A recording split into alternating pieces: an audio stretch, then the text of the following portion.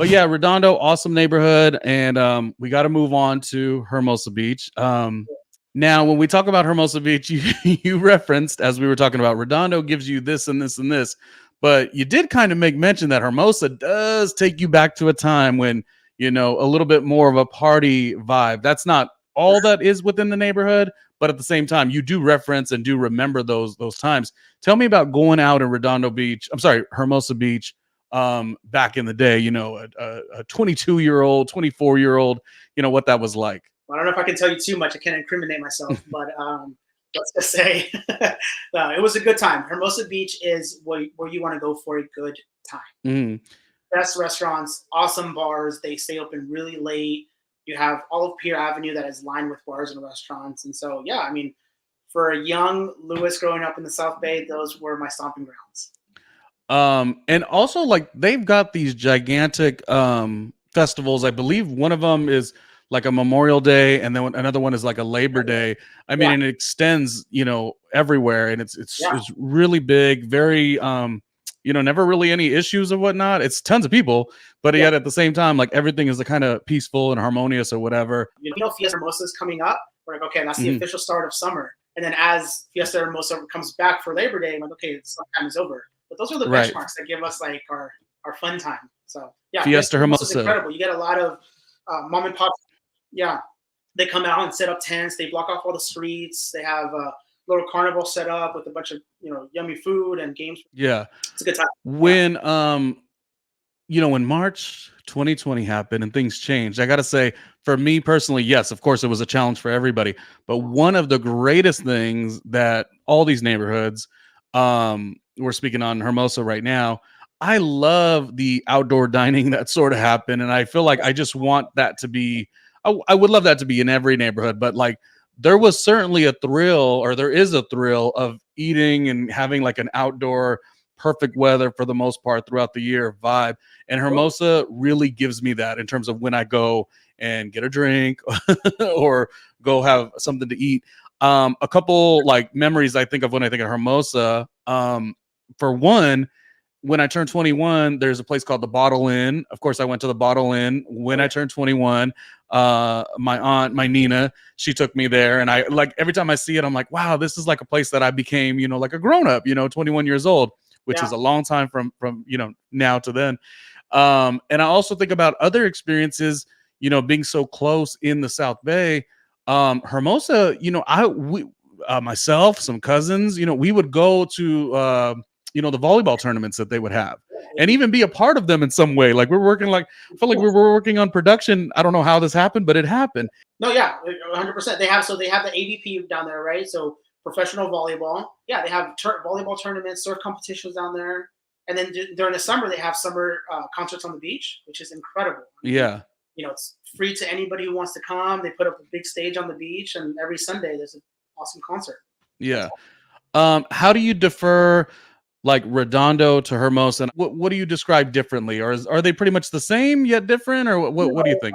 As far as like neighborhood and feel goes, I would say Hermosa has a much more young vibe to it, just because you do have a lot of single professionals that live there. You don't have as much land as you would in Redondo Beach, but you have beautiful, beachfront homes, multi-million-dollar beachfront homes. And we call them tall and skinnies because they're on a small lot, but they're 3-4 stories tall. So the vibe, I would say, is just a much more athletic and sport-oriented city. You got your surf, your volleyball, soccer. I mean, I would say it's just a much youthful town. Okay, I really want to know. So when you say tall and skinny, in terms of the property, is that something that is a little bit of a challenge with potential buyers? For me, again, I'm always referencing, I love to live in, we've talked about stuff like this before. I love to live where the excitement is, Yes. being in New York where just so much was going on, and I lived in every neighborhood for the most part. I liked it, but I don't know that a Southern California laid back vibe likes that density. So I want to know. Go ahead. What stage of life my client is in, or the buyer is in. If you're a young man or woman who is in their professional part of their life and they're building their careers and they want a nice beachfront condo or a townhome, that's exactly where you want to be because you're in the mix of it all. You're walking distance to the bars and restaurants and gyms and salons. Everything that you need is at your fingertips if you're living in Hermosa as a single person. As a family, it's a little harder. You just don't have as much room because the properties are just a little more close together. So I would say it just really depends on like the stage in life that you're in. I wanted to ask you that question because again, it's not like a difficult question or whatever, but I do think people probably have that. And so again, we all have different things on how we want to run our lives. For me, I like the excitement, but I will give acknowledgement that that's not for everyone. But what I would say, if I was, a real estate, tycoon in the making, I would say, I mean, what you lose in terms of the things that you thought were, super traditional.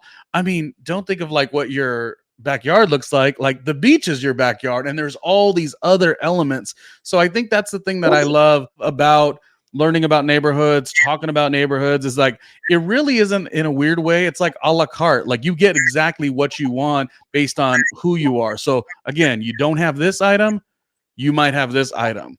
You don't have this thing you thought was a deal breaker, but guess what? Did you know you have this, and this? So yeah, Hermosa, man, is lots of great stories. Again, 21 years old, having my first drink at a nice establishment was the Bottle Inn, and so every time I drive or walk by the Bottle Inn, I'm like, oh, it's so nice. Yeah, that restaurant, we have great memories there. That was our second date with Casey and I, and they have, so you're very familiar with it. Very familiar. Some of the best steak risotto ever. Yeah, I love that place. It's got a special place in my heart, and clearly for you too as well. I'm not going to get into price points, but I will say, from Redondo Beach to Hermosa Beach, you're going up in price point. Like we're in an upward trajectory here, on our way to talk about Manhattan. Mm-hmm. Now we're talking about a whole nother price point, so we're definitely going up. Okay. All right, let's break down the neighborhood of Manhattan Beach. Like you said, the price point is a big jump. I wonder if you were to explain it, and I'll weigh in too on what I like about it.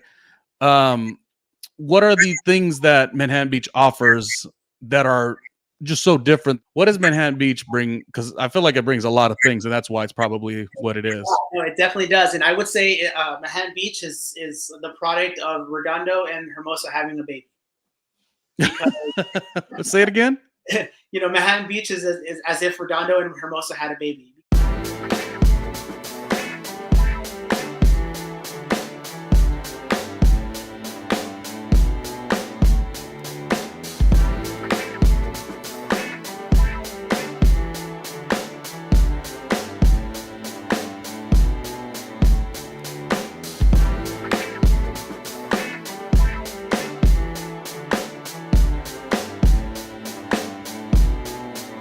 Hey, Ronnie Jr.